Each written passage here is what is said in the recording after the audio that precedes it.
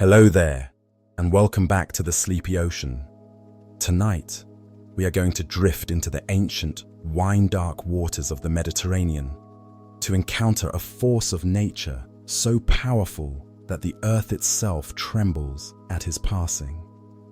We are diving into the myth, the history, and the deep, rumbling legacy of Poseidon, the king of the sea. To understand this god, you must first imagine the world before the oceans were tamed by maps and engines, a time when the sea was a chaotic, living entity that could swallow ships and drown islands in a single breath. Poseidon is not merely a man with a beard and a trident. He is the personification of this raw, elemental power. He is the Earthshaker, the Stormbringer, and the tamer of horses. His domain is not just the water, but the tectonic plates beneath it, the storms that rage above it, and the primal fear that grips the heart of every sailor when the horizon turns black. We are setting our course for the depths of Mount Olympus and the coral palaces of the Aegean, exploring the biography of a deity who embodies the heavy, restless energy of the deep, a god whose mood swings dictate the fate of civilizations. The birth of Poseidon was not a gentle arrival, but a traumatic event, swallowed by the paranoia of his father, Cronus. Cronus, the Titan king, had received a prophecy that he would be overthrown by one of his own children. To prevent this, he devoured them as soon as they were born. Hestia, Demeter, Hera, and Hades all vanished into the cavernous stomach of their father. When Poseidon was born to the Titaness Rhea, she sought to save him.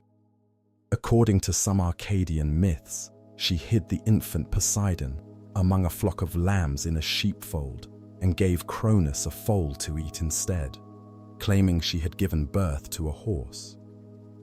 In other versions, specifically from Crete, she gave Cronus a stone wrapped in swaddling clothes, though this is usually attributed to Zeus. The image of the infant god, hidden among the soft, bleating lambs while his father swallowed a horse, is a potent symbol of his dual nature. He was born of the sea, but saved by the creatures of the land, forever linking his destiny to both the crashing waves and the galloping herds of the earth. The war that established Poseidon's power, the Titanomachy, was a cosmic conflict that lasted for 10 years, a clash of generations that shook the foundations of the universe. Poseidon fought alongside his brothers, Zeus and Hades, against the Titans who ruled from Mount Olympus. This was not a battle of swords and shields, but of elemental forces. Poseidon wielded the Trident, a weapon forged for him by the Cyclopes, the one-eyed giants whom he helped liberate from the depths of Tartarus. This trident was not just a spear, it was a geological tool. With it, Poseidon could shatter rocks, call forth springs, and summon earthquakes. The war ended when the Olympians unleashed their full power, burying the Titans beneath mountains and chaining them in the abyss. Poseidon's role was crucial.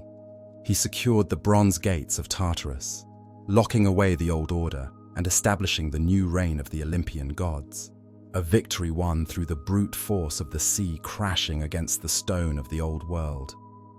The division of the cosmos after the victory was decided by a game of chance, a casting of lots that would determine the hierarchy of the universe forever. The three brothers, Zeus, Poseidon, and Hades, placed tokens into a helmet and shook it. Zeus drew the sky, becoming the king of the gods. Hades drew the underworld, becoming the lord of the dead. Poseidon drew the sea. While Zeus claimed the high ground of Mount Olympus, Poseidon descended into the depths. This division made him technically equal to Zeus in status, though Zeus held the title of king. Poseidon's realm was vast, covering the majority of the planet's surface. He built his golden palace not on the snowy peaks, but in the deep waters off Aegae, creating a glittering underwater sanctuary where the walls were made of coral and the roof of mother of pearl. This lottery meant that Poseidon was always the brother who lived below, a god of the middle realm, sandwiched between the sky and the dead, ruling the turbulent, heavy element that connected the two. The physical appearance of Poseidon in ancient art is distinct from Zeus, though they share the bearded, patriarchal aesthetic of the ruling class. While Zeus is often depicted as serene and majestic, holding a thunderbolt with a loose grip, Poseidon is portrayed with a wilder, more rugged energy. His hair is often shown as wet and matted, as if he has just surfaced. His beard is thick and unruly, mimicking the tangle of seaweed. His muscles are tense, coiled like a spring. He is almost always shown in motion, stepping forward or riding his chariot. His eyes, in classical sculpture, are deep-set and brooding, reflecting the unpredictable nature of the sea. He does not sit on a throne as often as Zeus. He stands on the prow of a ship or the back of a sea monster, a god of action who is constantly patrolling his restless domain, his body language communicating the latent violence of a storm waiting to break. The Trident of Poseidon is perhaps the most recognizable symbol in mythology, a three-pronged spear that functions as both a weapon and a scepter. Its origins are likely connected to the fishing spears used by ancient Mediterranean cultures to catch tuna and other large fish. In the hands of the god, however, it becomes a tool of terraforming. With a strike of his trident, Poseidon could split a mountain in two to create a strait, or strike the ground to create a freshwater spring, though often salty, as in Athens. The three prongs represent the threefold nature of his power, over the sea, the earth, and the storms. It is a symbol of piercing force. Unlike the blunt trauma of a hammer or the slashing of a sword, the trident is designed to penetrate and disrupt. It is the perfect emblem for a god who causes earthquakes, driving the spikes of his power deep into the bedrock to shake the foundations of the world. One of the most terrifying epithets of Poseidon is Enosikthon, or Earthshaker. To the ancient Greeks, earthquakes were not caused by tectonic plates sliding past each other, but by Poseidon striking the earth in anger or shifting his weight in his underwater palace. The sea surrounds the land, and in the Greek geographical imagination, the land floated on the ocean like a massive raft. Therefore, when the sea was turbulent, the land shook. Poseidon was the god of geological instability. When a temple collapsed or a city was swallowed by a fissure, it was Poseidon's doing. This aspect of his character made him a god to be feared even by those who lived far inland. You could not escape him by moving away from the coast. He was under your feet, waiting in the subterranean waters to bring the roof down on your head. The connection between Poseidon and horses is profound and seemingly contradictory for a sea god, earning him the title Hippios, or Horse Lord. He is credited with creating the first horse, striking a rock with his trident to bring forth the stallion Cepheus in Thessaly. In other myths, he fathered the immortal horse Arion and the winged horse Pegasus. He taught humanity how to bridle and tame horses, inventing the art of horsemanship. This connection likely stems from the visual metaphor of crashing waves. The whitecaps of a stormy sea look like the tossing manes of galloping horses. The thundering sound of the surf resembles the pounding of hooves. To the ancient mind, the energy of the wave and the energy of the stallion were the same: wild, powerful, and beautiful forces that could be ridden but never fully tamed. Poseidon is the master of this kinetic energy, driving his chariot across the waves, pulled by horses with bronze hooves and golden manes that never get wet. The ancient cult of Poseidon predates even the classical Olympian pantheon, tracing its roots back to the Mycenaean civilization of the Bronze Age. In the Linear B tablets found at Pylos and Knossos, dating back to 1400 BC, the name Poseidon appears frequently. In fact, in Pylos, Poseidon seems to have been the chief god, more important than Zeus. He was the master of the house and the king of the earth. This early version of Poseidon was darker and more chthonic, closely associated with the underworld and the damp, fertile earth. He was a god of the deep roots of the world. As the Greek religion evolved and Zeus rose to prominence as the Sky Father, Poseidon's domain was somewhat restricted to the sea, but the memory of his primordial supremacy lingered in the ancient rituals and the sheer terror he inspired. He was the old god, the original king of the Peloponnese, whose power was as old as the mud and the rock. The city of Atlantis, as described by Plato, was the personal domain of Poseidon, a utopia founded by the god for his mortal love, Cleito. According to the legend, Poseidon carved the island into concentric rings of land and water to protect Cleito, creating a natural fortress. He fathered 5 pairs of twin sons, the eldest being Atlas, who became the first king of Atlantis. In the center of the city stood a temple dedicated to Poseidon and Cleito, surrounded by a wall of gold. Inside was a statue of the god so large that his head touched the roof, driving a chariot drawn by 6 winged horses and surrounded by 100 nereids on dolphins. Atlantis was the physical manifestation of Poseidon's ideal order, a civilization based on maritime power, engineering, and the divine bloodline of the sea. Its eventual destruction was not his doing, but Zeus's punishment for the moral decay of its people. Yet the sinking of the island back into Poseidon's realm serves as a reminder that what the sea gives, the sea can take away. The marital life of Poseidon was anchored by his queen, Amphitrite, a nereid or sea nymph who represented the calm, gentle aspect of the ocean.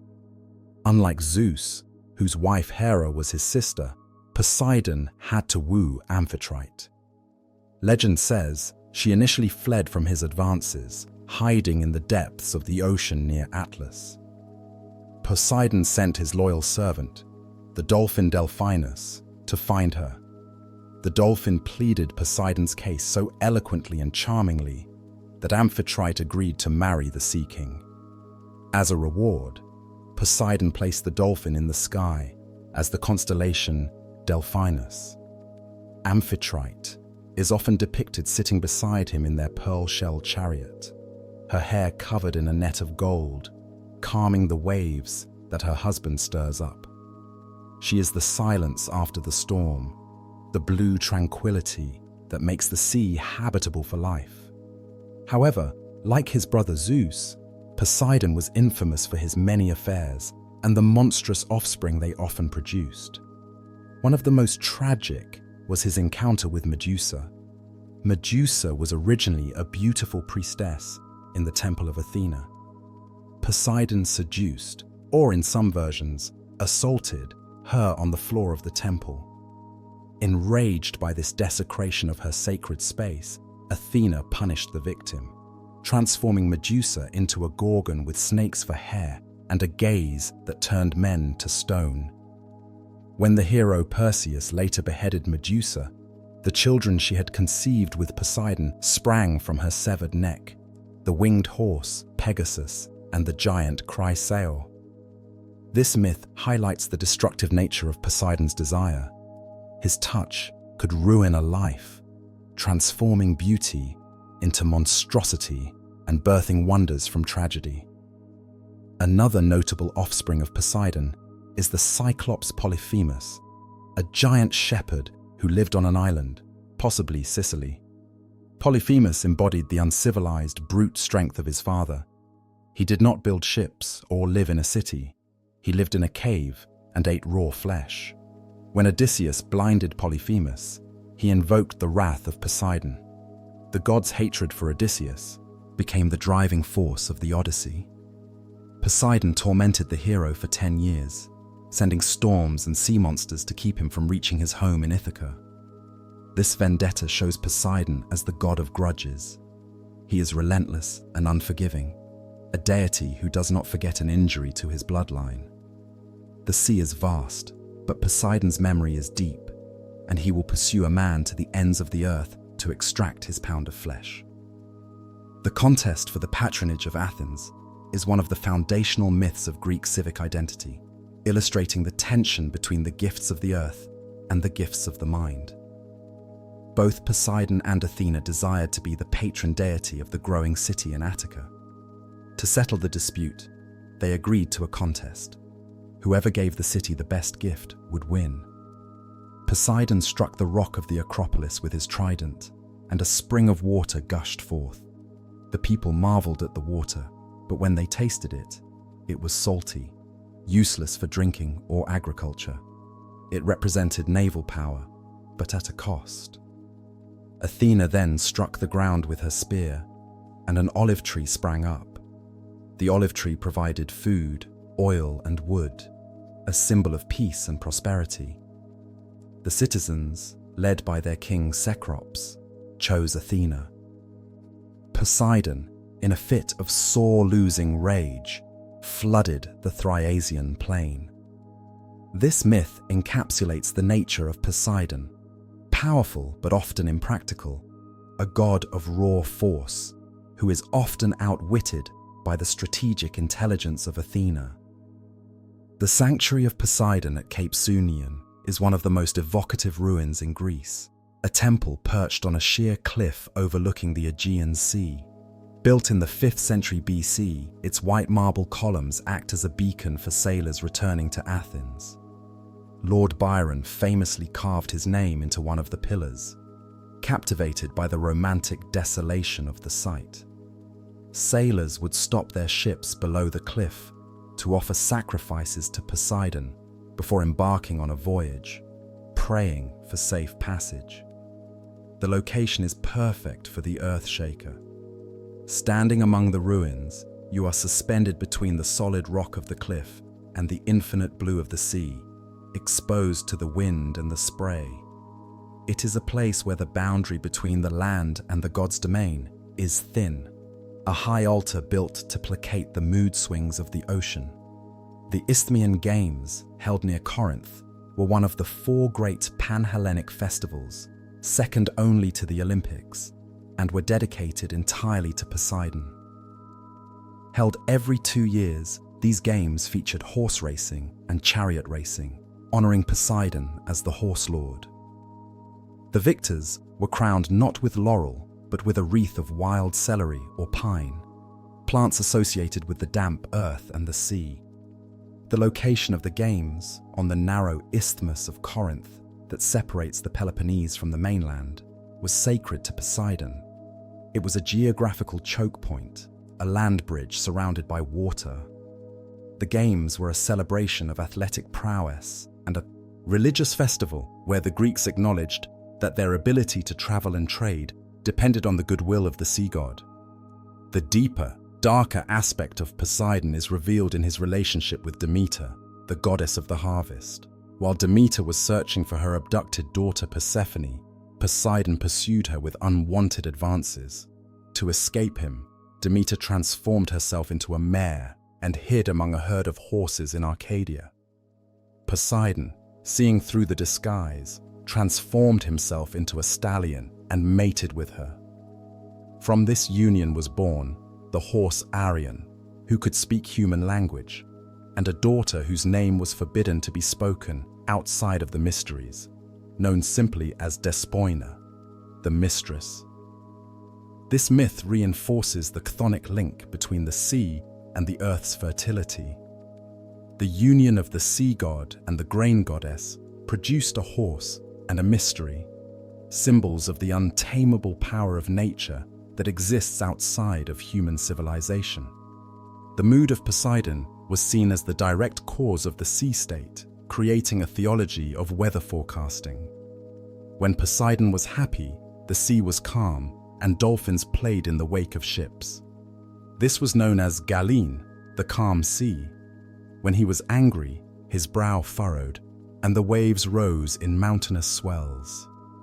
This anthropomorphism gave sailors a way to understand the chaos of their environment. A storm was not a low-pressure system, it was a tantrum. To survive, one had to flatter the god, pour wine into the waves, and promise sacrifices.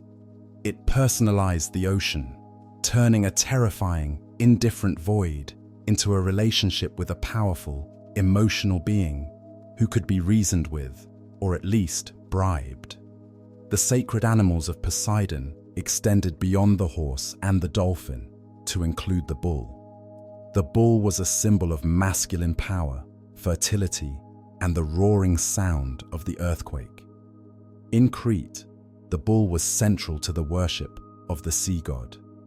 The myth of the Minotaur begins with a beautiful white bull sent by Poseidon to King Minos as a sign of his right to rule. Minos was supposed to sacrifice the bull back to Poseidon, but, coveting its beauty, kept it for himself. In retaliation, Poseidon cursed Minos' wife, Pasiphae, to fall in love with the bull, leading to the birth of the Minotaur. This story is a warning. The gifts of Poseidon are tests. If you try to possess the power of the sea for yourself, rather than honoring the source, it will breed monsters in your own house. Finally, for this leg of our journey, we must consider the sheer loneliness of Poseidon's position. While he visited Olympus, he did not live there. He spent his immortality in the crushing deep, surrounded by mute fish and sea monsters. He was the king of a silent, cold realm that covered most of the world but contained no cities of men. His constant attempts to claim cities, Athens, Corinth, Argos, and his frequent failures suggest a god who craved the adoration and company of humanity, but was fundamentally incompatible with civilization. He belongs to the wild edges, the cliffs, and the open water. He is the outsider, the powerful uncle who brings the storm, forever patrolling the boundary of the human world, shaking the gates, reminding us that our dry land is just a temporary island in his eternal, watery empire. The Isthmus of Corinth, that slender neck of land preventing the Peloponnese from drifting away into the Mediterranean, was not merely a bridge between landmasses, but the literal throne of Poseidon's commercial power. Here, the ancients constructed the Diolkos, a paved limestone trackway that functioned as a ship railway, allowing vessels to be dragged overland from the Saronic Gulf to the Corinthian Gulf to avoid the treacherous circumnavigation of the peninsula. Poseidon presided over this feat of engineering.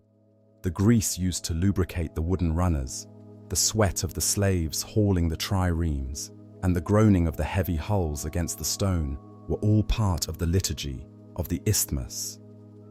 The sanctuary of Poseidon stood right at the edge of this track, receiving the prayers of captains who were about to drag their livelihoods across the dry earth. This specific geography made Poseidon the god of the shortcut and the patron of the connection between the eastern and western seas. His temple was filled with votive tablets depicting ships, bronze pins, and heavy iron anchors dedicated by sailors who survived the crossing. The Isthmus was a sacred choke point, where the friction of trade met the religion of the sea, and Poseidon sat at the toll gate, watching the ships grind across his land bridge like amphibious beasts migrating between his two blue pastures. The walls of Troy, famous for being impregnable until the trickery of the wooden horse, were actually built by the hands of gods, specifically Poseidon and Apollo. In a myth that explores the theme of divine labor, Zeus punished these two Olympians by stripping them of their divinity for a year and forcing them to serve the mortal king Laomedon of Troy. Poseidon, the master mason, hauled the massive hewn stones from Mount Ida to construct the fortifications. He used his trident not to shake the earth, but to leverage the blocks into place, sweating under the Trojan sun alongside Apollo, who played his lyre to make the stones lighter. When the year was up and the magnificent wall stood finished, Laomedon refused to pay the gods their agreed wages, threatening to cut off their ears and sell them into slavery. This act of mortal hubris ignited a cold, enduring hatred in Poseidon's heart against the city of Troy. While Apollo eventually forgave the Trojans, Poseidon did not. During the Trojan War, he sat on the peaks of Samothrace, cheering for the Greeks, eager to see the walls he built with his own hands toppled into the dust. His hatred was the structural flaw in Troy's defense. The city was doomed not just by Helen, but by an unpaid debt to the mason who laid its foundations. The political power of Poseidon was formalized in the Panionion, a sanctuary located on the rugged promontory of Mycale in Asia Minor, dedicated to Poseidon Heliconius. This was the meeting place of the Ionian League, a confederation of 12 Greek cities. Here, the delegates would gather to discuss war and trade, but the central event was a sacrifice to the Sea King. The ritual involved the bull, but with a specific auditory omen. If the bull bellowed while being dragged to the altar, it was considered a sign of Poseidon's favor, as the roaring of the bull mimicked the roaring of the sea. This sanctuary was not just a religious site, it was the diplomatic heart of Ionia. The shared worship of Poseidon bound these disparate city-states together.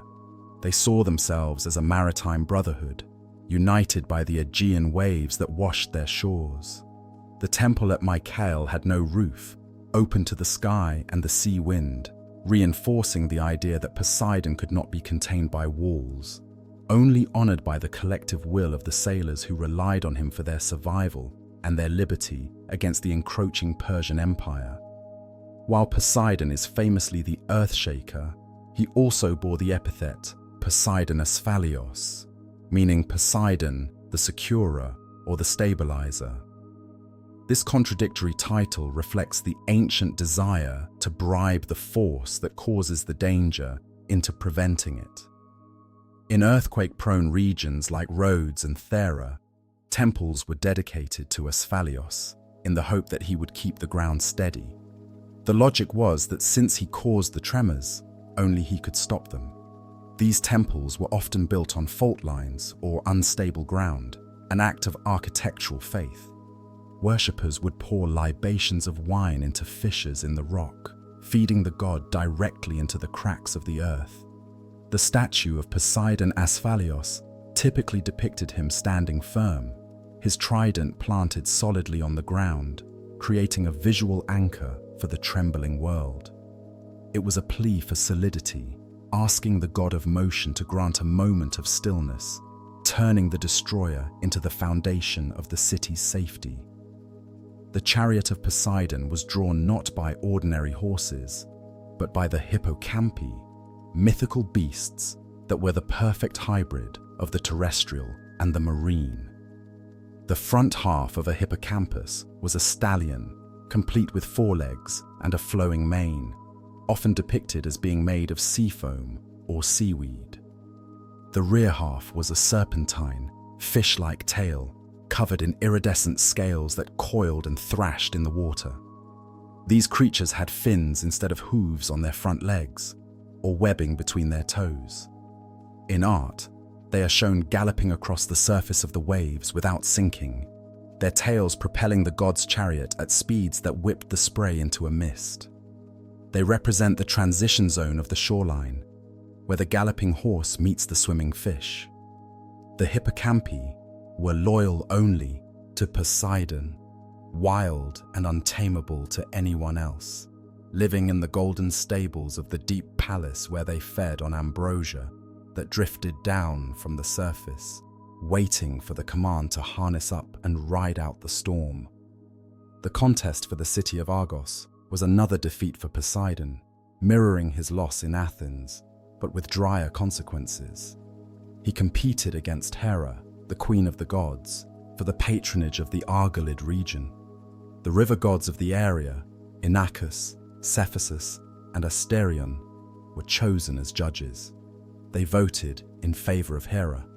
Enraged by this rejection, Poseidon did not flood the land as he did in Athens. Instead, he dried it up. He used his power over the subterranean waters to stop the springs and rivers from flowing. This is why the riverbeds of Argos are often dry in the summer to this day. However, in a rare moment of mercy, or perhaps seduction, he saved one spring. He slept with Amymone, one of the daughters of Danaus, and revealed to her the location of the eternal spring of Lerna.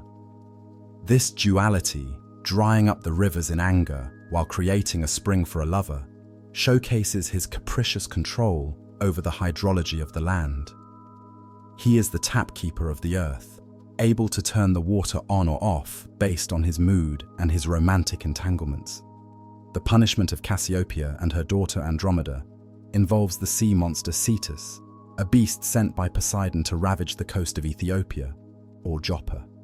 Queen Cassiopeia had boasted that she was more beautiful than the Nereids, the sea nymphs who attended Poseidon. This vanity insulted the dignity of the ocean court. The Nereids complained to Poseidon, and he responded with disproportionate fury. He sent a flood and the monster Cetus to devour the population. The oracle declared that only the sacrifice of the princess Andromeda would appease the god. Andromeda was chained to a rock at the water's edge, offered as a bride to the beast. This myth highlights Poseidon as the enforcer of divine humility. He does not tolerate human arrogance, especially when it slights his oceanic entourage. The sea monster is his executioner, a mindless biological weapon released from the abyss to teach the land dwellers that their beauty means nothing to the crushing indifference of the tide. The shape-shifting battle between Poseidon and Mestra, the daughter of King Erysichthon, reveals the god's fluidity. Erysichthon was cursed with insatiable hunger by Demeter. To buy food, he sold his daughter Mestra into slavery repeatedly. Poseidon, who had once been Mestra's lover, gave her the power to change her shape to escape her masters and return to her father. She became a mare, a bird, a cow, and a deer. This gift of mutability is a reflection of the sea itself, which changes color and form constantly. Poseidon is the master of forms. In his own battles, such as the Titanomachy, he often shifted shape to confuse his enemies. His grandson, Periclymenus, also received this gift and used it to fight Heracles, turning into a lion, a snake, and a bee. The power of the sea is not just strength, it is adaptability. Poseidon grants the ability to become anything, to flow like water into a new vessel, escaping the rigid constraints of the solid world. The Telchines of Rhodes were a mysterious race of amphibian sorcerers and smiths who were closely linked to Poseidon's upbringing in some traditions. Rhea entrusted the infant Poseidon to them, or to Kythera, an Oceanid, to hide him from Cronus. The Telchines forged the Trident for him, teaching him the arts of metalworking and magic. They were said to have flippers instead of hands and the heads of dogs. They could mix sulfur and Stygian water to blight crops and control the weather. Poseidon learned the darker arts of the deep from these primordial creatures. They represent the ancient pre-human intelligence of the sea, the metallurgical magic that exists in the volcanic vents of the ocean floor. Eventually, Zeus destroyed the Telchines because of their chaotic magic, but Poseidon preserved their legacy in his weapon and his control over the volcanic islands, carrying the knowledge of the dog-headed smiths into the Olympian age. The distinction between the Nereids and the Oceanids clarifies the hierarchy of Poseidon's court. The Oceanids were the 3,000 daughters of the Titans Oceanus and Tethys, representing the freshwater rivers, springs, and rain clouds. They were older, belonging to the Titan generation. The Nereids were the 50 daughters of Nereus, the old man of the sea, and Doris. They specifically represented the salty coastal waters of the Mediterranean. Poseidon's wife, Amphitrite, was a Nereid, or sometimes an Oceanid, depending on the poet. The Nereids were his entourage, accompanying him on dolphins and playing in the waves. They were the kindly spirits of the sea, rescuing sailors and guiding ships. Poseidon ruled over both groups, but his domestic life was centered on the Nereids. This vast harem of water spirits ensured that every creek, bay, and fountain had a divine guardian who answered ultimately to the king in the coral palace, creating a surveillance network of nymphs that covered the entire hydrosphere. The seduction of Tyro involves Poseidon assuming the form of a river god to deceive a mortal woman. Tyro was in love with the river god Enipeus. She would wander the banks of the river, pouring out her heart to the water. Poseidon, seeing her desire, disguised himself as Enipeus. He caused a massive wave to curl over them, creating a cavern of blue water that hid them from view. In this air pocket beneath the river, he seduced her. From this union were born the twins, Peleus and Neleus, who would become powerful kings. This myth reinforces the idea that all water is connected. Poseidon can travel through the veins of the earth, entering the freshwater rivers far inland to claim what he wants. He is a liquid mimic, taking the shape of the stream to trick the thirsty, proving that you can never be sure which god is looking back at you from the reflection in the water. The origin of the Golden Fleece is directly traced back to Poseidon's lust and his transformative powers. He pursued the nymph Theophane, a woman of great beauty. To hide her from other suitors, he transformed her into a ewe and spirited her away to the island of Cremissa. He then transformed himself into a ram and mated with her. The offspring of this woolly union was the chrysomalos, the golden-fleshed ram that could fly and speak. This ram was later sacrificed, and its fleece became the object of the Argonauts' quest. The Golden Fleece is essentially a relic of Poseidon, an artifact of his ability to generate wonders through animal transformation. It represents the wealth of the sea brought to land, a golden treasure born of a god who was willing to become a sheep to satisfy his desire, linking the epic of Jason directly to the barnyard antics of the Sea King. The Black Sea, known to the Greeks as Pontus Euxinus, the hospitable sea, was originally called Axenos, the inhospitable, because of its violent storms and savage tribes.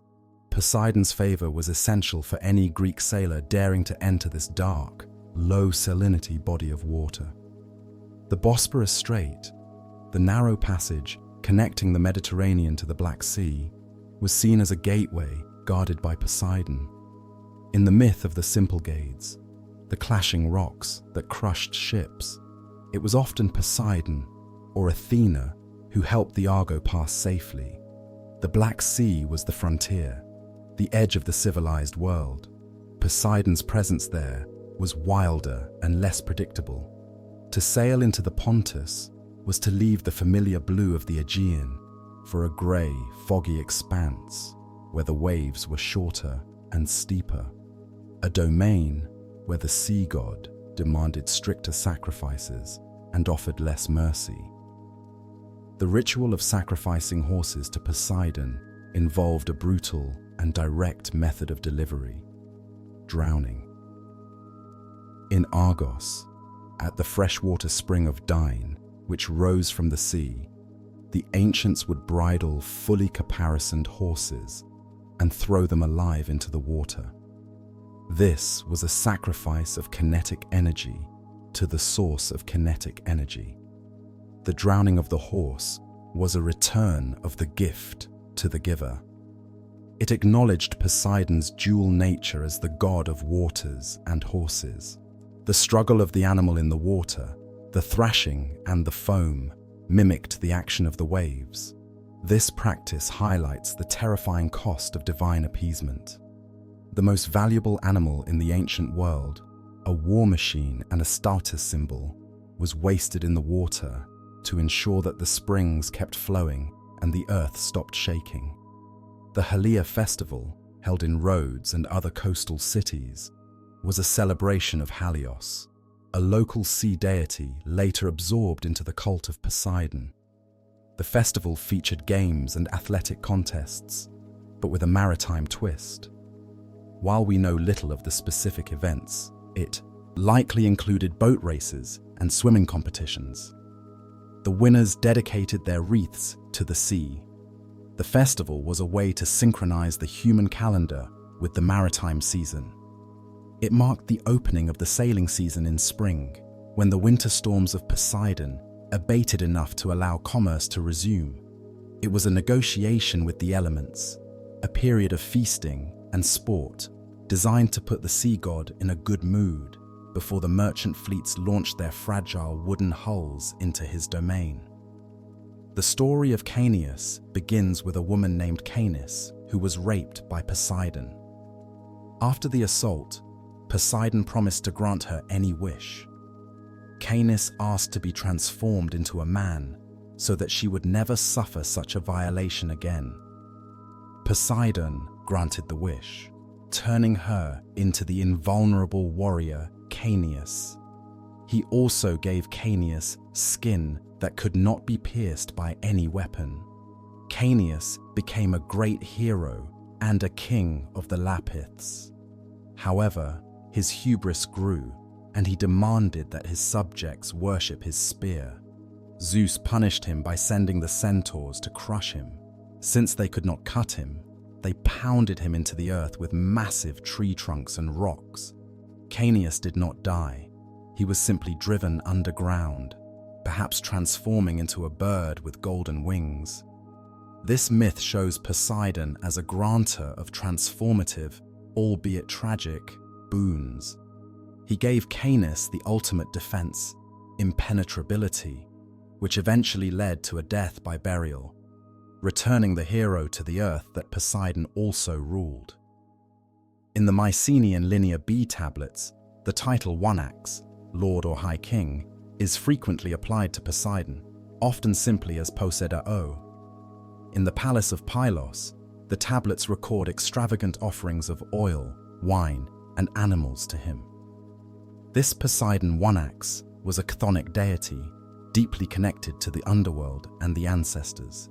He was the master of the house, in a way that suggests he held the power of life and death over the household. The Mycenaeans were a warrior culture who built cyclopean walls and sailed the seas for plunder. Their Poseidon was not the bearded statesman of the Parthenon frieze. He was a dark, brooding presence who lived in the cracks of the earth and the depths of the sea, a god of foundations and graves who demanded constant lubrication with oil and blood to keep the citadel standing. The grudge against the Phaeacians in the Odyssey reveals Poseidon's pettiness and his strict enforcement of the boundaries between worlds. The Phaeacians were a seafaring people who lived on the island of Scheria. They were expert sailors with magical, self-steering ships that could cross the sea in a single night. They helped Odysseus return home, defying Poseidon's wish to keep him lost. In retaliation, as the Phaeacian ship returned to its harbor, Poseidon struck it with his hand and turned it to stone, rooting it to the bottom of the sea. It became a rock resembling a ship, blocking the harbor mouth. He also threatened to bury their city under a mountain. This act was a warning. No one is allowed to master the sea so completely that they ignore the god who rules it. The petrified ship stands as a monument to the limits of human or semi-divine technology in the face of elemental wrath. The poetic imagery of Poseidon often describes him as cyan-haired or kvanochates. This word refers to a dark, almost blackish blue color, similar to lapis lazuli or the color of a storm cloud. It is not the bright turquoise of a tropical lagoon, but the menacing blue of the deep water where light begins to fail. This blue mane links him visually to the sea and the storm. When he shakes his head, the waves ripple. When he shouts, the sea roars. His physical body is composed of the element he rules. The darkness of the color suggests the unknown depths and the bruising power of the water. He is a god of heavy, dark pigments, painting the world in shades of indigo and slate, reflecting the mood of the ocean when the sun is hidden and the wind is rising. The sheer volume of Poseidon's offspring is a testament to the fecundity of the sea. Unlike Zeus, who fathered heroes and kings who brought order, Perseus, Heracles, Minos, Poseidon fathered monsters and giants who brought chaos. His children include the giant Antaeus, who drew strength from the earth and wrestled travelers to death, Busiris, the Egyptian king who sacrificed foreigners, Procrustes, the bandit who stretched or lopped victims to fit his bed, and the Aloade giants who tried to storm Olympus by piling mountains on top of each other. This genealogy of terror suggests that the sea breeds things that are incompatible with civilization. Poseidon's creative energy is wild and uncontrolled, producing life forms that are excessive, violent, and oversized. He is the father of the untamed, the progenitor of the obstacles that heroes must overcome to establish order in a world constantly threatened by the chaotic vitality of the deep. The destruction of the city of Helice in 373 BC stands as the most terrifying historical demonstration of Poseidon's dual power as the god of the sea and the earthquake, a catastrophe so complete that it haunted the ancient world for centuries. Helice was a wealthy Achaean city on the southern shore of the Gulf of Corinth, serving as a major cult center for Poseidon Heliconius. However, the citizens committed acts of sacrilege, allegedly dragging suppliants from the altar of the god and killing them. Poseidon's retribution was swift and absolute. In the dead of winter, a massive earthquake struck at night. The ground did not just shake, it liquefied. Simultaneously, a massive tsunami swept in from the Gulf. The city was not just destroyed, it was swallowed. The entire landmass subsided, dragging the buildings and the sleeping population down into the earth, while the sea rushed in to cover the ruins. By morning, Helice was gone.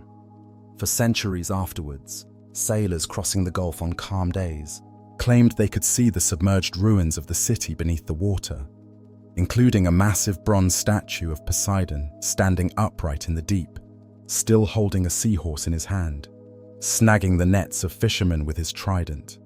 It was a sunken Pompeii, a warning that the god who protected the city could also erase it from the map in a single night of geological violence. Deep in the sacred grove of Onchestos, in Boeotia, a strange and perilous ritual defined the worship of Poseidon in his aspect as the master of horses. This sanctuary was famous for its driverless chariot rite.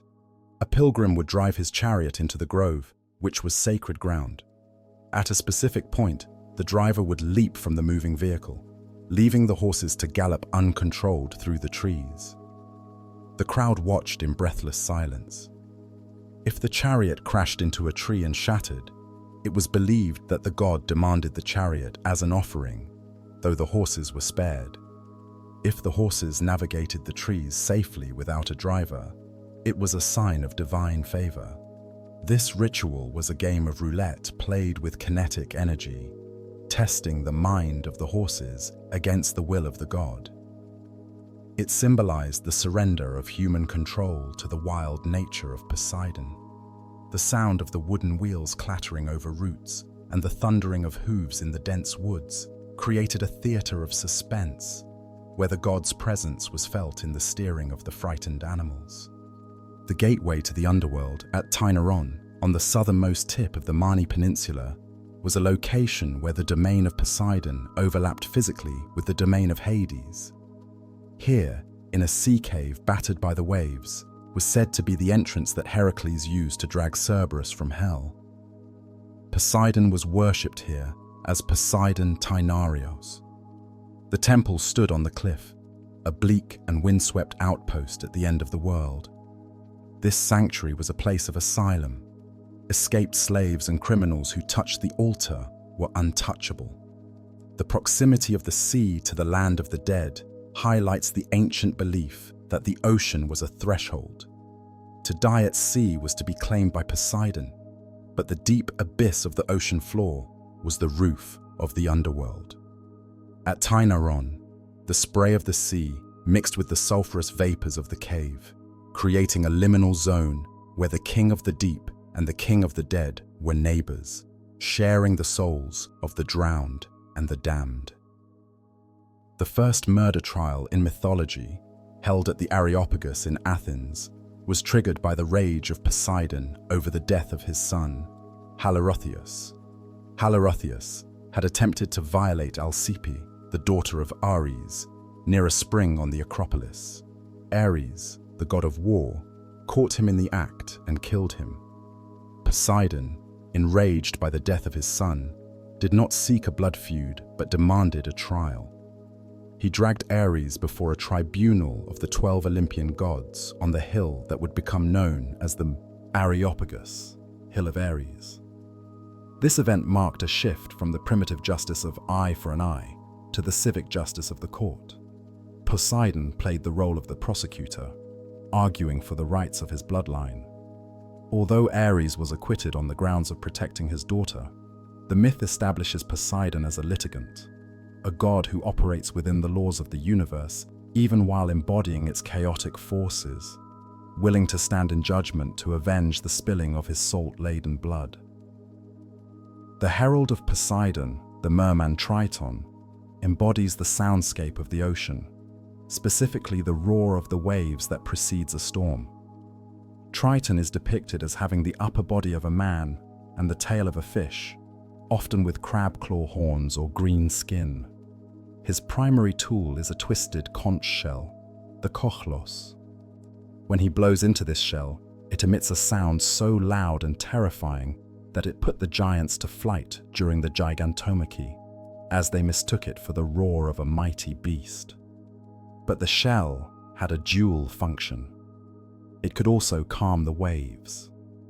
After the great flood of Deucalion, it was Triton who blew the retreat on his horn, signaling the waters to recede. The sound of the conch is the acoustic signature of Poseidon's authority. It is a biological trumpet, a spiraled chamber of calcium that amplifies the breath of the sea into a command that physics itself must obey, quieting the whitecaps and smoothing the surface for the chariot of the king.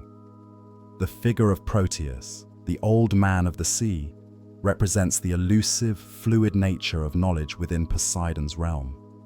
Proteus was the herdsman of Poseidon's seals, tending to the flock of the deep on the island of Pharos. He possessed the gift of prophecy. He knew all things past, present, and future, but he refused to share this knowledge willingly. To get an answer from Proteus, a hero like Menelaus had to ambush him at noon when he slept among the seals. Once grabbed, Proteus would shapeshift violently, turning into a lion, a serpent, a leopard, a boar, running water, and a leafy tree. The hero had to hold on tight through all these transformations. Only when Proteus realized he could not escape would he resume his true form and speak the truth. This myth teaches that the wisdom of the sea is hard-won. It is slippery, changing, and dangerous. You have to wrestle with the chaos of the ocean to extract the truth from it, holding on until the storm exhausts itself and the answer is revealed. The city of Troezen offered a theological compromise in the rivalry between gods, becoming a place where Poseidon and Athena ruled together. Unlike Athens, where Poseidon was rejected, or Argos, where he was dry, Troezen accepted both. The city minted coins with a trident on one side and the head of Athena on the other. They called Poseidon Basileus, king, and Athena Polias, city protector. This duality reflects the reality of a coastal Greek city. It needed the olive trees of Athena for food and the ships of Poseidon for trade. The peace between the two deities in Troezen allowed the city to thrive without the fear of flood or drought. It was a diplomatic solution carved in stone, acknowledging that a city cannot survive on land or sea alone, but must balance the gifts of the earth with the opportunities of the waves. The diver Cilias of Sione serves as a legendary example of a mortal harnessing the aquatic skills favored by Poseidon to change the course of history. During the Persian invasion, Cilias and his daughter Hydna were famous for their ability to dive deep and stay underwater for incredible periods. When a storm struck the Persian fleet off Mount Pelion, Cilias and Hydna swam out into the raging sea. They dived beneath the enemy ships and used knives to cut the anchor cables. The ships, adrift in the gale, crashed into one another and were smashed against the rocks. This act of underwater sabotage was a form of asymmetric warfare blessed by the sea god. Cilias was said to have swum underwater for 10 miles to bring news to the Greeks. He is the archetype of the frogman, a human who enters Poseidon's element to wage war, using the breath-holding endurance of a seal to destroy the wooden monsters of the surface. The tragic life of Eumolpus connects Poseidon to the mysteries of Eleusis and the dark history of Thrace. Eumolpus was the son of Poseidon and Chione, the snow girl. To hide the birth from her father, Chione threw the baby Eumolpus into the sea. Poseidon caught his son and brought him to Ethiopia to be raised by his half-sister, Benthesitsaime. Eumolpus grew up to be a priest and a warrior, eventually founding the Eleusinian mysteries in some versions. However, he died fighting against Athens in a war between Eleusis and the city of Athena. His death was another blow to Poseidon in his feud with Athena's city. Eumolpus represents the good singer or the sweet singer, suggesting that the sea carries a rhythm and a melody. His survival in the ocean as an infant and his rise to priesthood link the trauma of drowning with the initiation of the soul, a child of the water who learned the secrets of the gods before returning to the land to die in battle. The destruction of the Achaean wall at Troy is a post-war event that showcases Poseidon's role as the eraser of human works.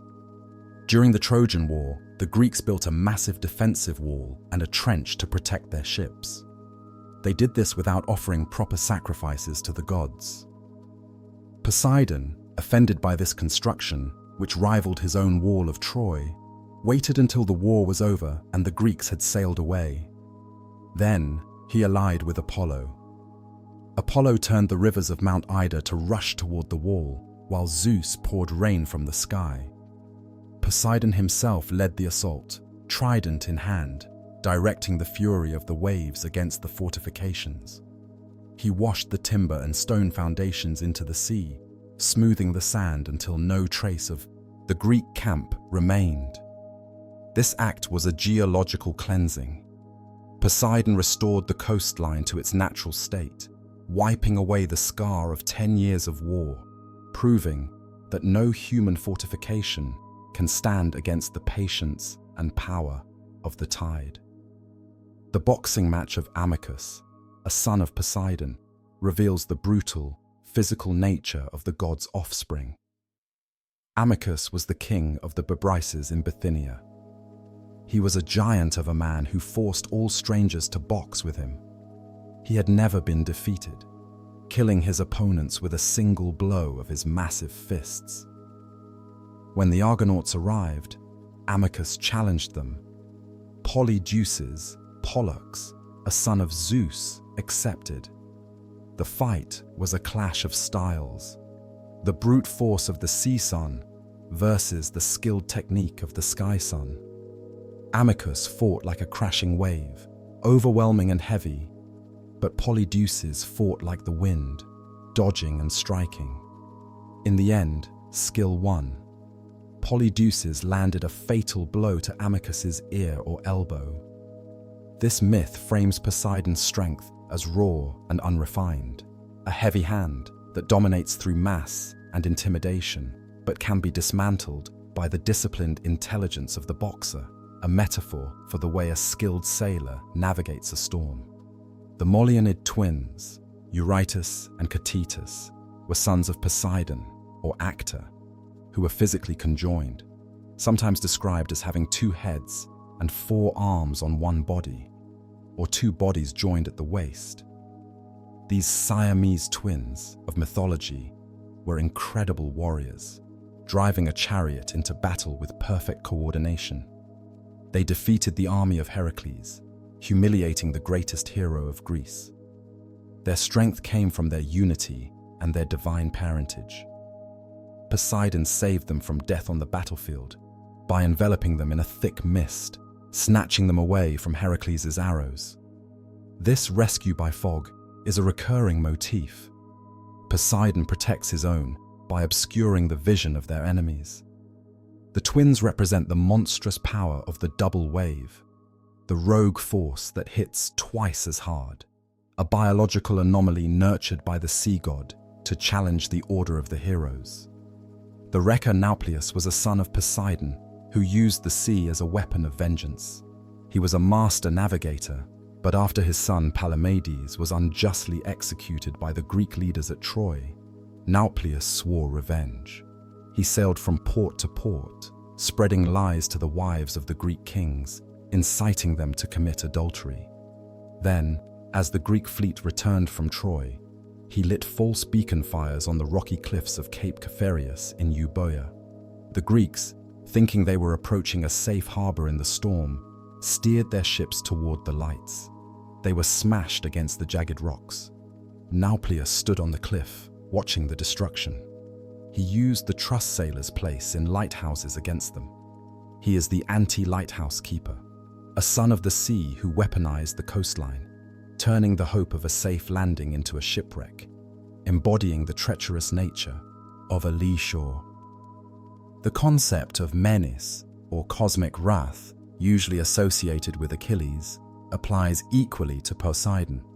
His anger is not a flash in the pan, it is a brooding, atmospheric pressure system. When Poseidon is angry, the entire ecosystem suffers. The fish disappear, the winds howl, and the salt spray blights the crops miles inland.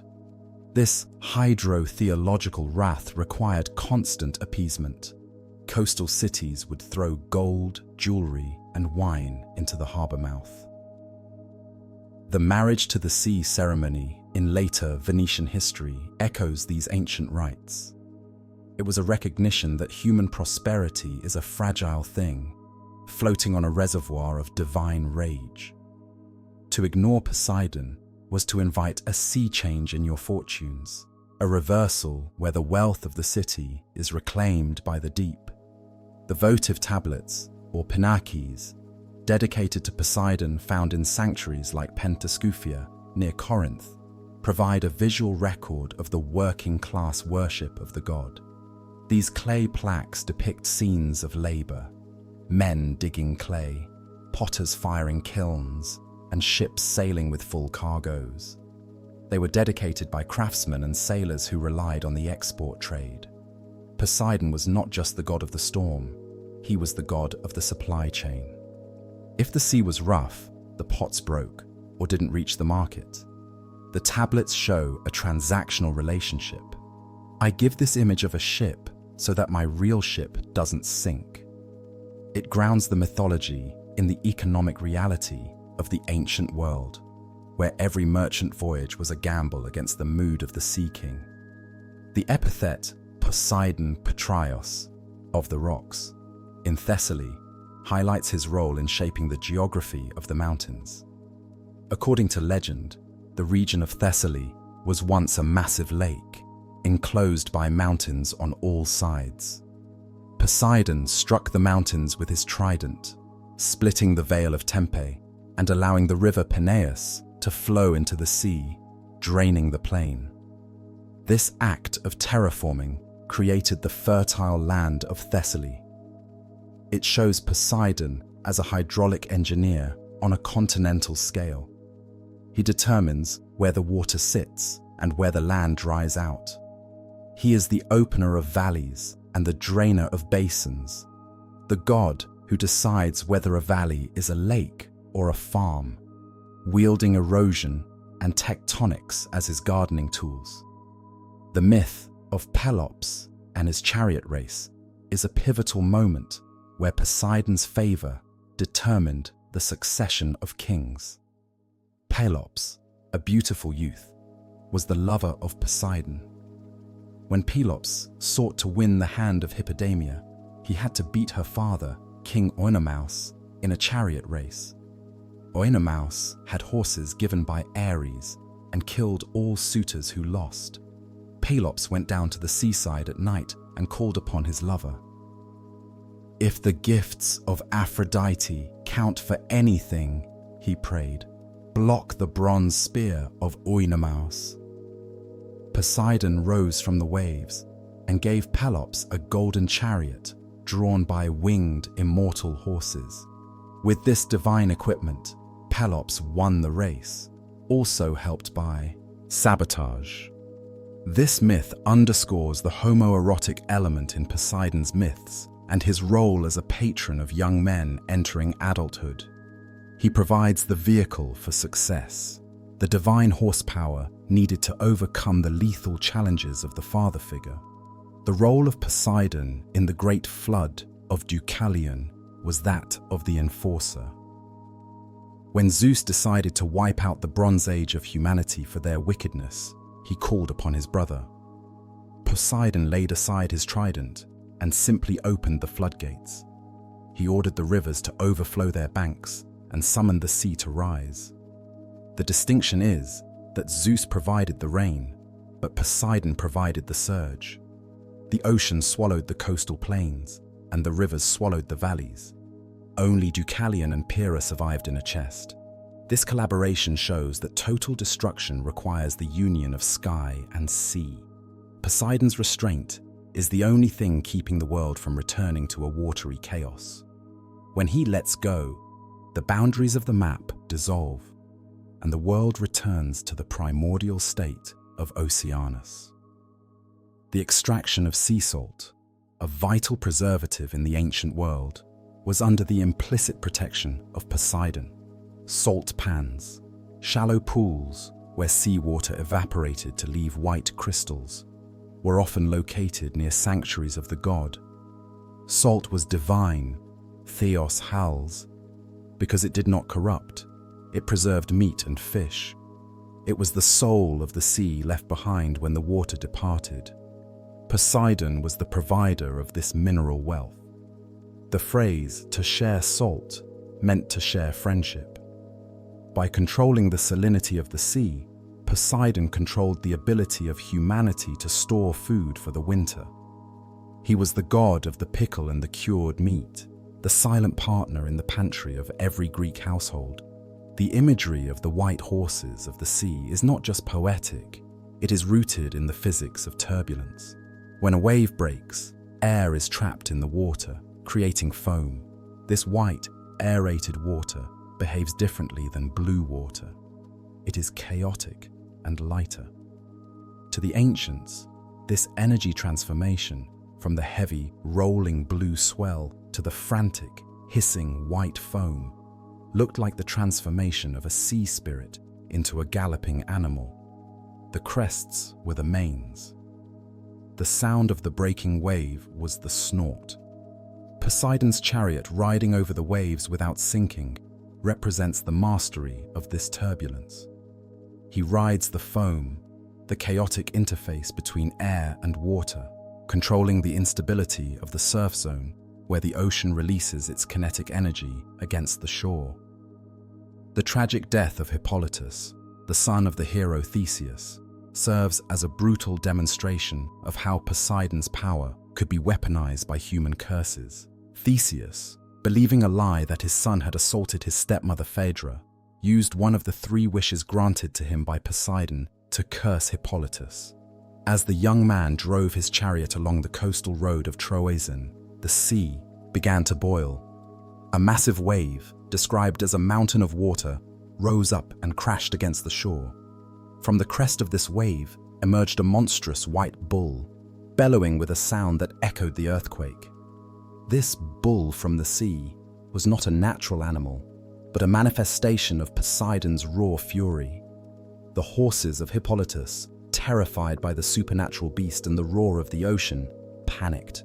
They smashed the chariot against the rocks and dragged Hippolytus to his death, tangled in the reins. The myth highlights the terrifying efficiency of Poseidon as an executioner. He does not need to strike personally. He simply sends a wave and a monster, turning the coastline itself into a death trap, fulfilling the curse with a violent surge that recedes as quickly as it strikes, leaving only wreckage on the sand. The demise of Ajax the Lesser following the Trojan War is a definitive lesson in the peril of hubris when facing the sea god. After the sack of Troy, the Greek fleet was scattered by a storm sent by Athena and Poseidon. Ajax's ship was wrecked on the Gyri Rocks, a treacherous formation in the Aegean. He managed to scramble onto a crag, surviving the wreck. However, in a moment of supreme arrogance, he shouted to the heavens that he had escaped death despite the will of the gods. Poseidon, hearing this boast from the depths, rose from the sea. He did not speak. He simply struck the rock with his trident. The crag split in 2. The half upon which Ajax was sitting crumbled and fell into the boiling sea, dragging the hero down to drown in the very water he claimed to have beaten. This act portrays Poseidon as the ultimate silencer. He tolerates survival, but he does not tolerate boasting. The splitting of the rock is a geological punctuation mark, a final period put at the end of a hero's life by the Earthshaker. In the epic cycle of the Trojan War, Poseidon's lineage produced the invulnerable warrior Cycnus, a king of Colone, who fought on the side of the Trojans. Cycnus was said to be white-skinned, like the swan for which he was named, and possessed skin that could not be pierced by spear or sword. When Achilles attacked him, the Greek hero found his weapons useless. The spear point simply bent against Cycnus's chest. Poseidon had granted his son a body that was as impenetrable as the surface of the sea. Achilles eventually had to kill him by strangulation or by beating him to death with the hilt of his sword, bypassing the magical defense. Upon his death, Poseidon took pity on his son and transformed him into a swan. This transformation links the violence of battle with the grace of the waterfowl. Cycnus represents the hard water aspect of Poseidon, the surface tension that can act like concrete when struck at speed, a defensive magic that turns the body into a shield. The legend of Theseus includes a pivotal moment of underwater exploration that confirms his double paternity, as the son of both the mortal king, Aegeus, and the immortal Poseidon. When King Minos of Crete challenged Theseus's divine heritage, he threw his gold signet ring into the sea and dared the hero to retrieve it. Theseus dove from the deck of the ship. Instead of drowning, he was escorted by dolphins down to the underwater palace of the Nereids. There, he saw the daughters of the sea dancing, and he met Amphitrite, the wife of Poseidon. She gave him a purple robe and a wreath of roses, or a golden crown, and returned the ring. Theseus resurfaced completely dry.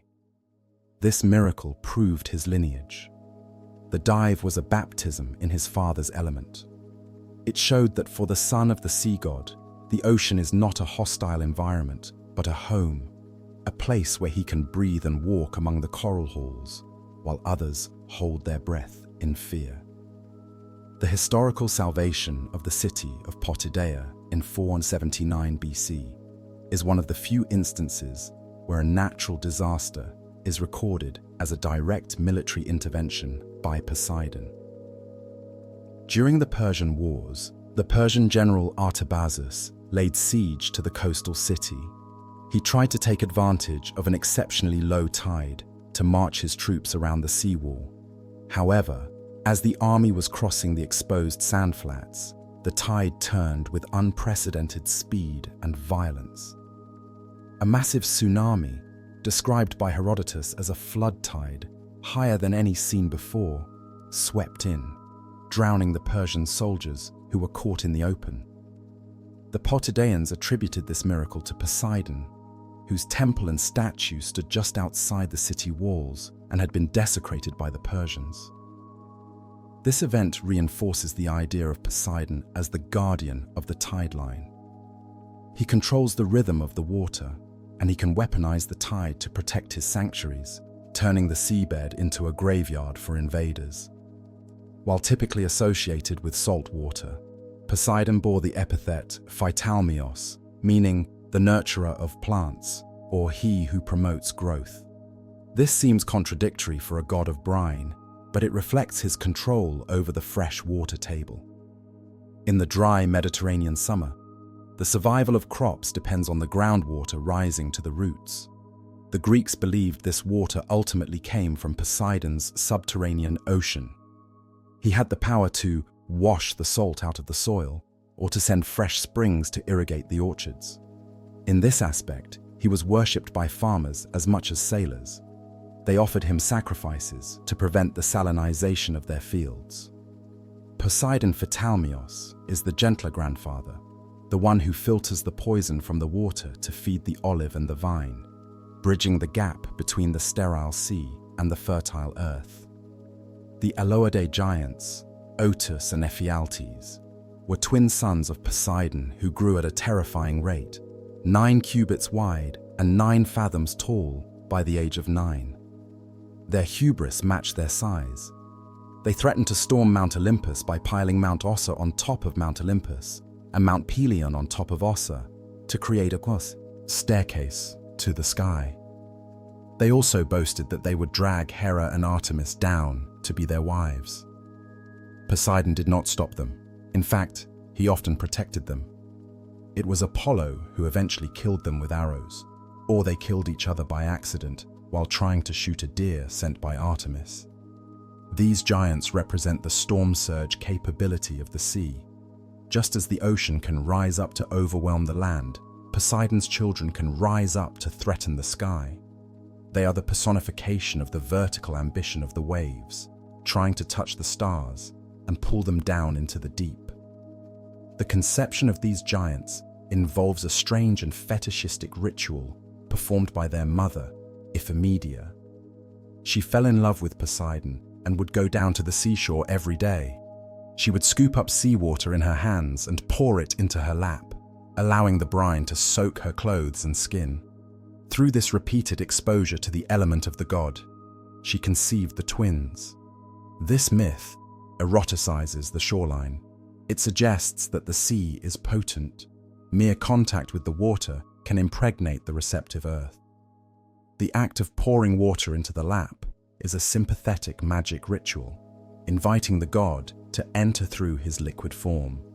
It reinforces the idea that Poseidon is always present in the water, a dissolved divinity that can create life without a physical manifestation.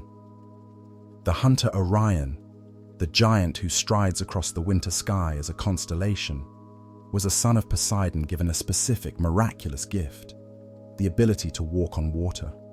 This talent allowed him to travel between islands as easily as a man walks across a field. Orion's life was tragic. He was blinded by King Oenopion for assaulting his daughter. To restore his sight, Orion had to walk across the ocean to the furthest east, to the place where the sun rises, so the rays of Helios could heal his eyes. Imagine a blinded giant stumbling across the rolling waves of the Mediterranean. guided by the sound of a cyclops hammer, walking on the surface of the deep until he met the dawn. This image of the water walker connects Poseidon to the horizon. He grants the power to transcend the boundary of the liquid state, turning the sea into a pavement for his favored children. The wrestling match between Heracles and Antaeus introduces another of Poseidon's monstrous sons, a giant who drew his strength from the earth. Antaeus was the son of Poseidon and Gaia, the earth. He ruled over Libya and forced all travelers to wrestle him to the death, using their skulls to roof the temple of his father. As long as Antaeus touched the ground, he was invincible. His mother Gaia renewed his strength. However, he also possessed the relentless endurance of the sea. Heracles defeated him by lifting him into the air, separating him from the earth, and crushing him in a bear hug. While Antaeus is an earth giant, his brutality and his temple of skulls are dedicated to Poseidon. He represents the harsh, unforgiving nature of the North African coast, a land where the desert meets the sea, producing a dry, crushing strength that destroys wanderers. The Egyptian king Busiris was another son of Poseidon who turned hospitality into horror. To end a famine in Egypt, a seer told him he must sacrifice a foreigner to Zeus every year. Busiris started with the seer and then continued the practice, killing all visitors. He was eventually killed by Heracles. This myth casts Poseidon's lineage as the enemy of Xenia, the sacred guest friendship. His sons are often xenophobic tyrants who control the ports and the borders, extracting blood tolls from travelers.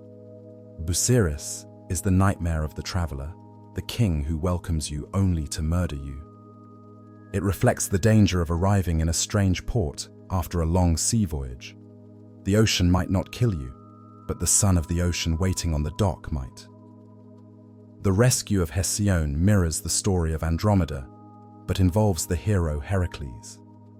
Hesione was the daughter of King Laomedon of Troy, the same king who cheated Poseidon of his wages. To punish Laomedon a second time, Poseidon sent a sea monster to devour the princess. Heracles agreed to save her in exchange for the immortal horses Poseidon had given Laomedon's grandfather. Heracles leapt into the monster's throat and hacked it apart from the inside, or killed it from the shore. This myth reinforces Poseidon's relentless grudge against Troy. He uses the women of the city as pawns to punish the kings. The sea monster is his recurring instrument of diplomatic pressure, a biological blockade runner sent to enforce the debts owed to the sea. The myth of Idas and Marpessa involves a high-speed chase powered by Poseidon's technology. Idas, a mortal hero, wanted to marry Marpessa, but she was also desired by the god Apollo. To help Idas escape with his bride, Poseidon gave him a winged chariot. Idas kidnapped Marpessa and outran the sun god himself in this divine vehicle. When Apollo caught up, Idas dared to draw his bow against the god. Zeus intervened to stop the fight. This story shows Poseidon as a subversive force against the other Olympians.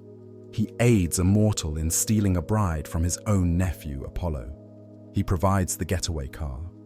The winged chariot represents the speed of the wind over water, a gift that allows a human to move faster than the natural order should permit. Periclymenus, the eldest son of Neleus and grandson of Poseidon, was the defender of Pylos, who received the gift of unlimited shapeshifting from his grandfather. When Heracles attacked Pylos, Periclymenus fought him by turning into a lion, a snake, and finally a bee or a fly, to sting the hero or perch on his chariot. He was eventually killed by Heracles, often with the help of Athena. Periclymenus embodies the fluidity of water in combat. He fights by changing his nature. He is the elusive quality of the sea that cannot be pinned down or grasped. His death marks the end of the old shape-shifting magic of the sea kings of Pylos, giving way to the brute strength of the Doric heroes like Heracles. The whirlpool Charybdis, often paired with Scylla, is sometimes described as a daughter of Poseidon and Gaia, who was transformed by Zeus into a monster because of her voracious appetite. She stole the cattle of Heracles and ate them. Zeus struck her with a thunderbolt and cast her into the sea, where she became a living bladder that sucks down black water 3 times a day and spews it back up. Charybdis is the digestive system of the ocean gone wrong. She is the hazard of the narrow strait, the suction that pulls ships to their doom. As a daughter of Poseidon, she represents the tidal currents that can overpower any vessel. She is the hungry mouth of the deep, eternally thirsty, consuming the sea and everything floating on it in a rhythmic cycle of gluttony and regurgitation. The Temple of Poseidon, or Neptune, at Paestum in southern Italy, is one of the best preserved Doric temples in the world, standing as a heavy stone testament to the god's influence in Magna Graecia. Built around 460 BC, its thick, closely spaced columns convey a sense of massive, compressed strength, mimicking the weight of the water. The temple faces east, catching the first light. Unlike the airy Parthenon, the temple at Paestum feels grounded and muscular. It was built by Greek colonists who crossed the Ionian Sea, thanking the god for their safe arrival. The limestone pillars, pitted by centuries of wind and salt, look like the bones of the earth exposed to the sky.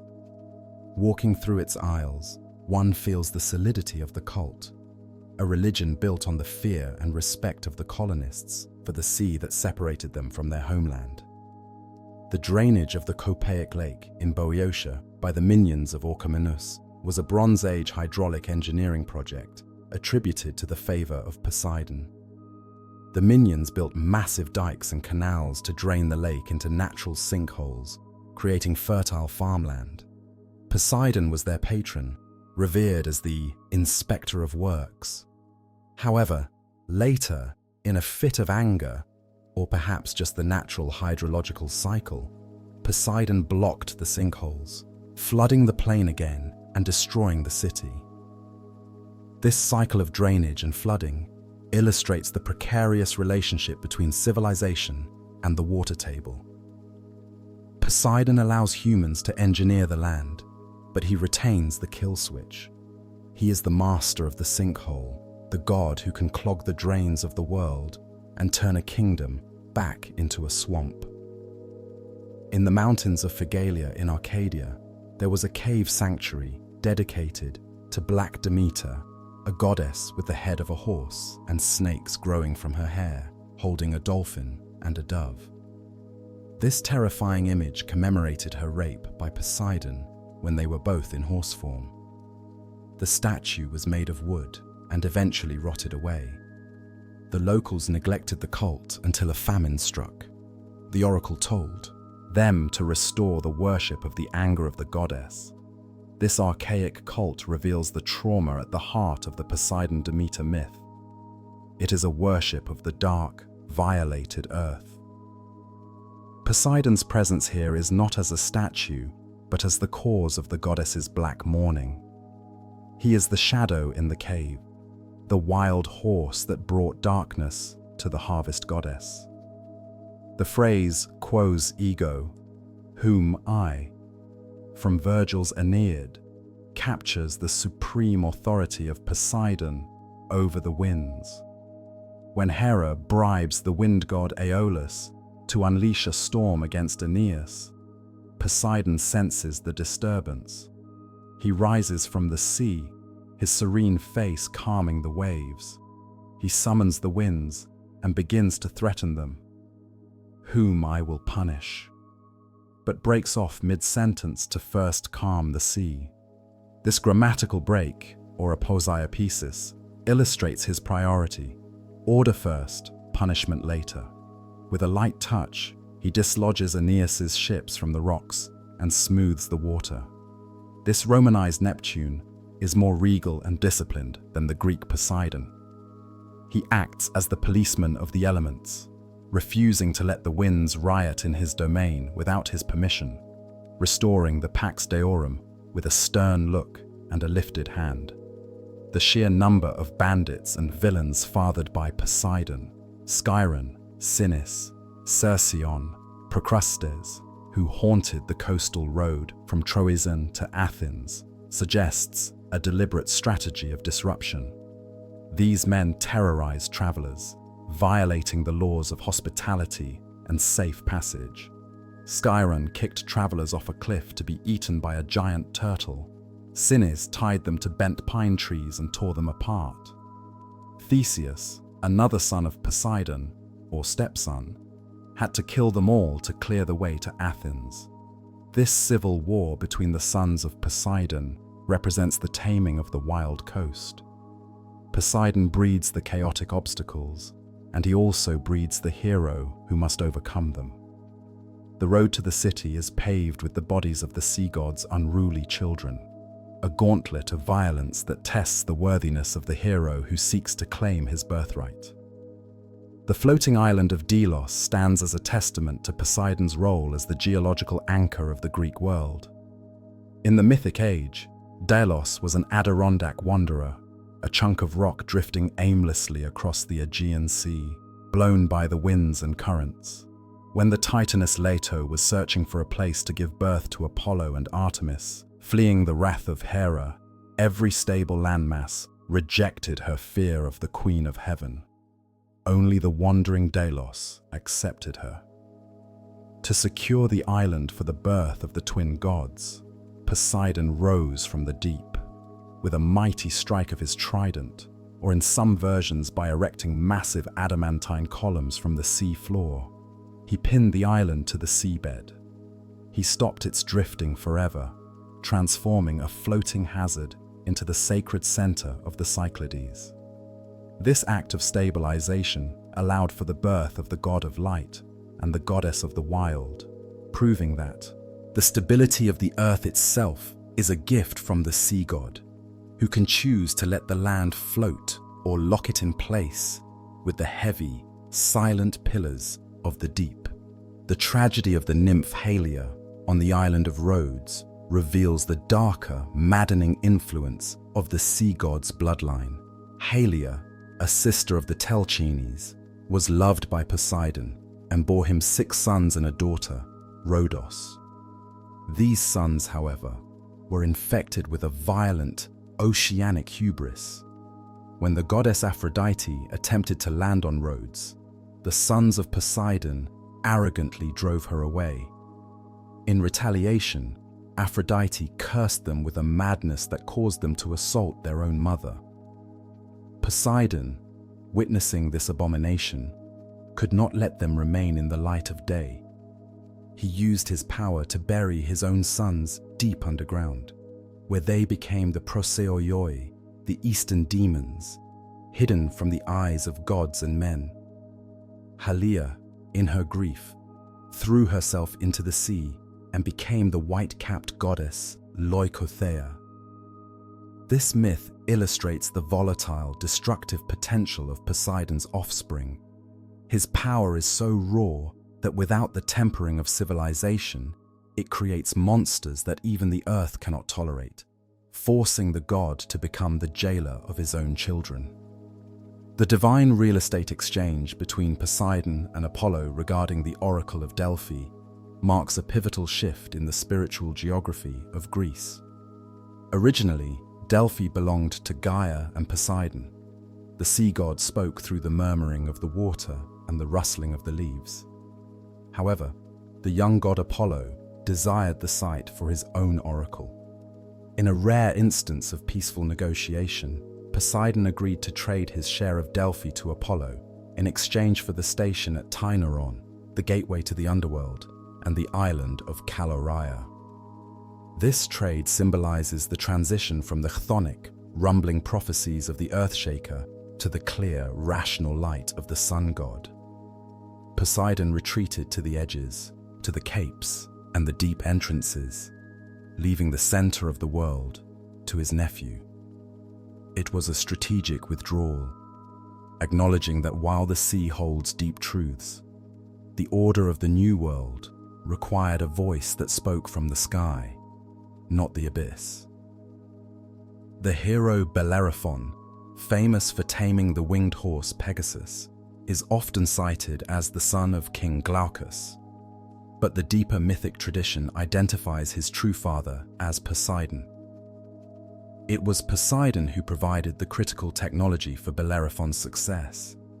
He gave his son the golden bridle, often delivered by Athena, that possessed the magic to tame the wild Pegasus. This horse, born of Poseidon's union with Medusa, was the ultimate expression of the fluid horse, a creature of air and water. By giving Bellerophon the means to control it, Poseidon allowed a mortal to master the sky. However, the god's protection had limits. When Bellerophon tried to fly to Olympus, he fell. Poseidon saved him from death, softening the impact on the Lycian plain, but left him lame and wandering. This narrative arc demonstrates Poseidon's role as the provider of the monster-taming power, granting his children the ability to ride the storm, but punishing them when they forget that their power is a loan from the deep, not a birthright of the sky. The cult of Poseidon Torios, or Bull Poseidon, was celebrated in Ionia with a festival where young men, called bulls, acted as wine pourers and engaged in athletic feats. The connection between the bull and the sea is acoustic and kinetic. The bellowing of a bull in a canyon mimics the roaring of the surf in a sea cave, and the charging mass of the animal resembles the unstoppable force of a breaker. Worshipping Poseidon as a bull was a way of honoring the sheer, muscular weight of the water. It was an acknowledgement that the sea is not just water, it is a heavy, living force that can smash a trireme to splinters, just as a bull can smash a fence. The sacrifice of a bull to Poseidon was a sympathetic ritual, returning the roar to the ocean, feeding the god with the blood of the animal that most closely resembled the fury of his waves. The Homeric epithet of the unharvested sea, Pontos Atrigetos, defines Poseidon's realm by its sterility in terms of human agriculture. Unlike the earth of Demeter, which yields grain to the plough, the sea yields nothing to the farmer. It is a wilderness that cannot be domesticated. The sailor crosses a barren field that produces no fruit, only the wild harvest of fish which must be hunted, not farmed. This unharvested quality gives the sea its terrifying purity. It is a place where human labor cannot force the soil to produce, but must rely entirely on the luck of the catch and the mood of the god. Poseidon is the master of this sterile abundance, the king of a vast blue desert that feeds the world only if he allows the nets to be filled, emphasizing the precarious nature of maritime survival compared to the stability of the land. The astronomical influence of Poseidon extended to the waters above the firmament. In ancient cosmology, the ocean was often thought to encircle the flat disk of the earth, meaning that the sun, moon, and stars rose from and set into Poseidon's realm every day. This made Poseidon the caretaker of the celestial bodies. He provided the bath that cooled the horses of the sun chariot after their fiery journey across the sky. The steaming of the sea at sunset was seen as the physical reaction of the hot sun hitting the water. This role linked the thermodynamics of the cosmos to the cooling power of the sea.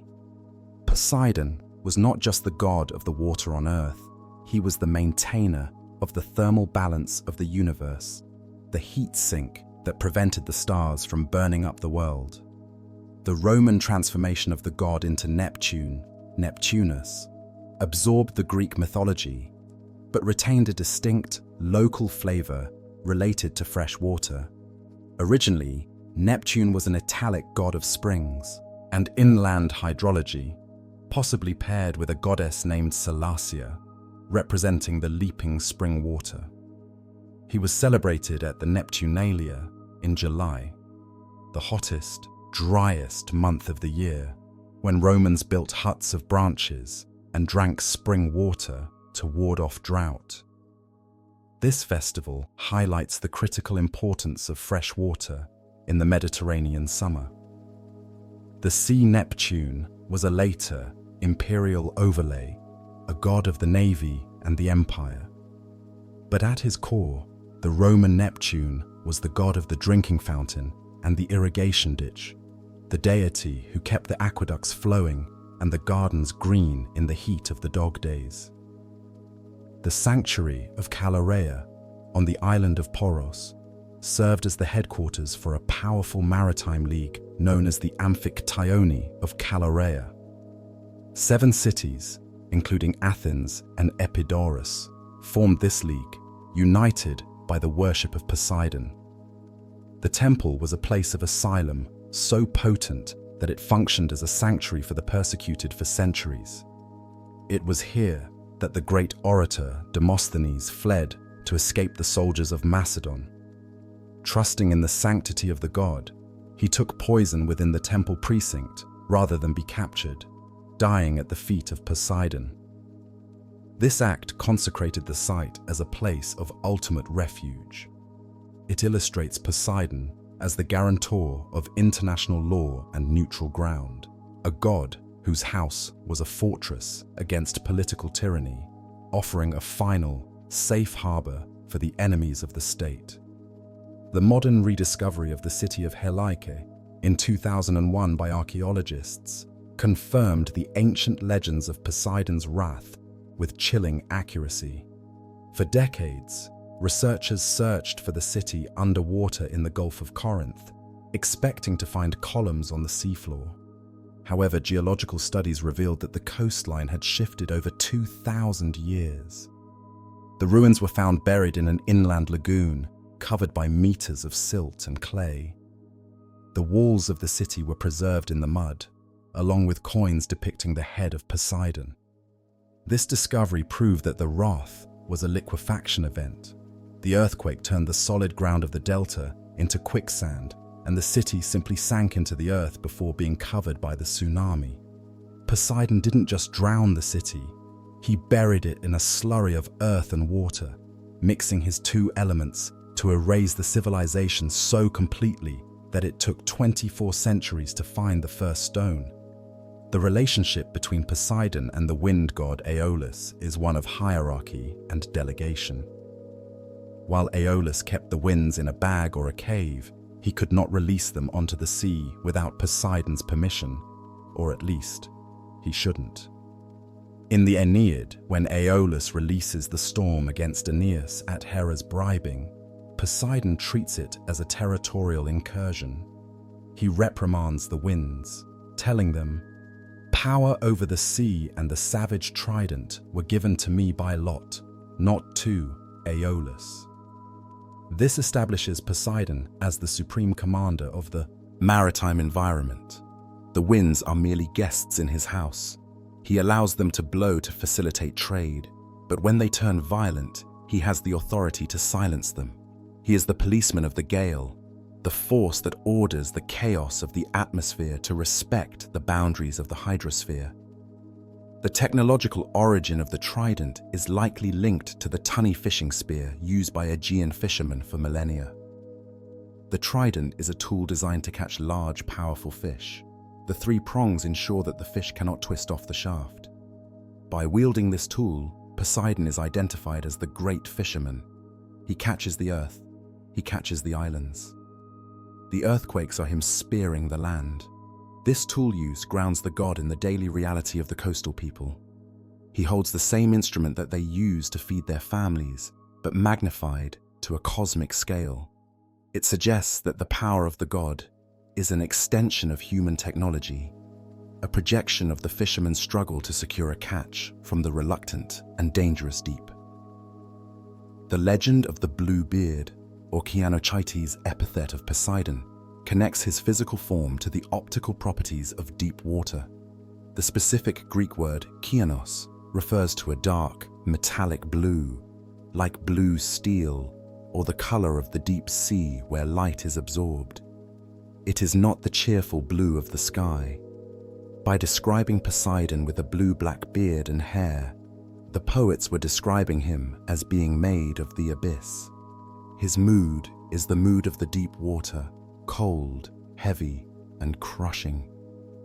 When he rises from the sea, he is a dark, towering figure, a personification of the water pressure and the lightless zones. He is the shadow in the wave, the dark streak that warns of the coming squall. The sacred pine groves of the Isthmus of Corinth were dedicated to Poseidon, linking the sea god to the resinous trees used to build ships. The pine tree was the raw material of the navy.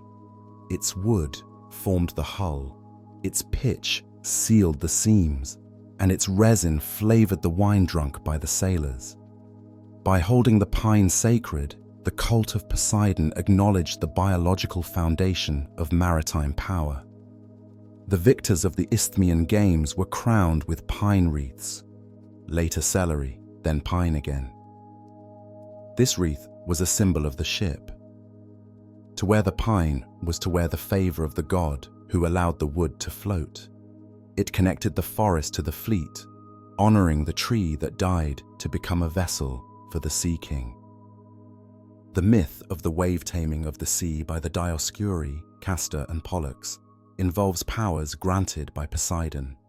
These twin heroes, sons of Zeus or Tyndareus, were given power over the wind and waves by Poseidon because of their bravery. They became the patron saints of sailors, appearing as St. Elmo's fire, the electrical discharge on the masts of ships during storms. When the twin lights appeared, the storm would break. Poseidon delegated this protective role to them. It shows the sea god as a delegator, sharing his power with those who prove themselves worthy navigators. He allows the heroes to act as his deputies, creating a layer of approachable intermediaries for the terrified sailors who might be too afraid to pray to the Earthshaker directly. The concept of the marriage of the sea, sposalizio del mare in Venice, was a medieval continuation of the ancient rites of Poseidon. Every year on Ascension Day, the Doge of Venice would sail out in the royal barge, the Bucentoro, and throw a gold ring into the Adriatic, declaring, "We wed thee, O sea," in sign of true and perpetual dominion. This ritual is a direct echo of the sacrifices of rings and gold made by Minos and Theseus. It was a propitiatory offering to the sea power. The Venetians, like the ancient Athenians or Minoans, understood that their empire floated on the water. The ring was a bribe, a dowry paid to the deep to ensure another year of calm trade. It kept the memory of the sea god alive in the rituals of a Christian republic, a golden link to the pagan past. The psychological archetype of Poseidon is often interpreted as the father of the id, the embodiment of the subconscious mind. The sea is the symbol of the unconscious, vast, deep, and filled with monsters. Poseidon rules this realm. He represents the emotions that are repressed and submerged: rage, lust, and greed. When he strikes the earth with his trident, it is the eruption of these repressed feelings into the conscious world, the land. He is the mood swing of the psyche. His storms are emotional outbursts.